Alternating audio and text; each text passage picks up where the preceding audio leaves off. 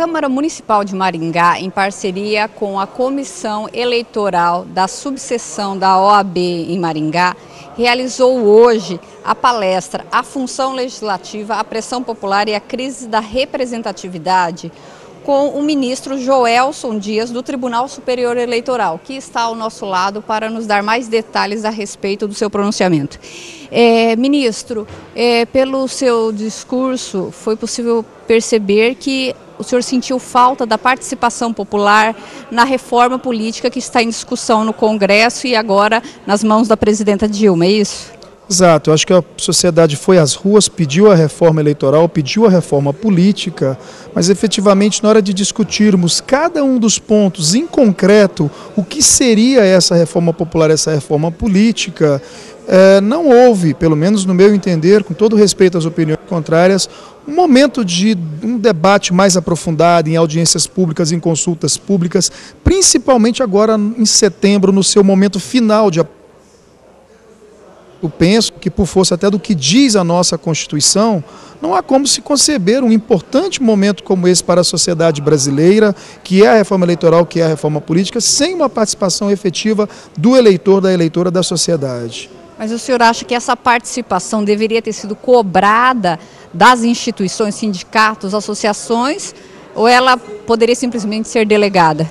É que a Câmara buscou acelerar esse processo, porque a Constituição diz que se a lei não for aprovada um ano antes da eleição, que ela não tem efeitos nas eleições, e aí, claro, essa pressa para fazer valer a lei já nas próximas eleições municipais é que acaba tirando da sociedade essa maior participação. Mas, enfim, eu penso que, de uma forma ou de outra, a Câmara poderia ter aberto um espaço maior de participação, a própria sociedade poderia ter reivindicado isso. Eu, particularmente, não sei por que tanta pressa na aprovação. Claro, todos nós queremos mudar, mas enfim, não para pior. E uma reforma que reduz o prazo de registro das candidaturas, uma reforma que reduz o tempo de propaganda política, uma reforma que cria ainda mais restrições à propaganda, uma reforma que tira o financiamento das empresas sem sequer pensar num sistema, num regime de transição. Eu, com todo respeito, penso que, principalmente sem a participação da sociedade, pode não resultar nas mudanças, nos avanços, no aprimoramento que a sociedade tanto espera.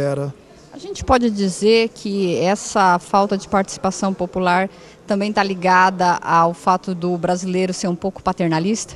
Não, é que é uma cultura, né? Nós estamos aí desde 88 buscando fomentar nas nossas instituições essa maior necessidade da participação popular. Porque, claro, todo mundo quer o combate à corrupção, todo mundo quer mesmo a redução dos custos de campanha, buscando igualar as oportunidades entre os candidatos, mas eu fico a pensar se a sociedade tivesse tido a oportunidade de saber, antes da aprovação desse projeto de lei, que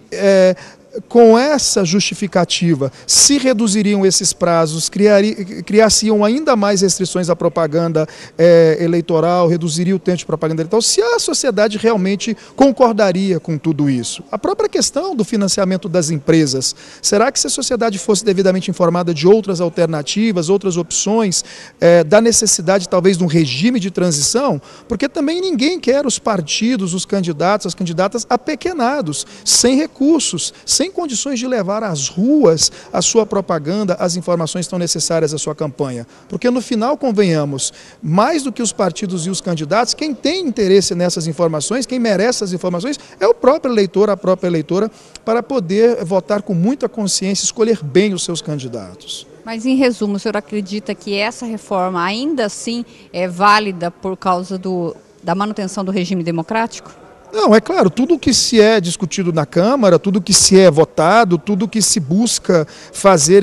no que diz respeito ao aprimoramento do nosso sistema democrático, das nossas instituições, é tudo muito válido. Então, como propósito, que é sempre o de aprimorar ou de melhorar, isso é tudo muito válido. Mas nós não podemos esquecer que era necessário e é necessário que a sociedade sempre participe desses momentos mais importantes, que a Câmara possa, o Senado, a Câmara possa ouvir a sociedade. E, bom, e como essa é uma discussão decisão permanente, porque isso é um processo, como o próprio nome diz, processo eleitoral, a minha expectativa, e claro, de todos nós, é que a sociedade continue mobilizada, continue participando. Nós estamos nas vésperas da eleição, já há um ano das eleições, então que agora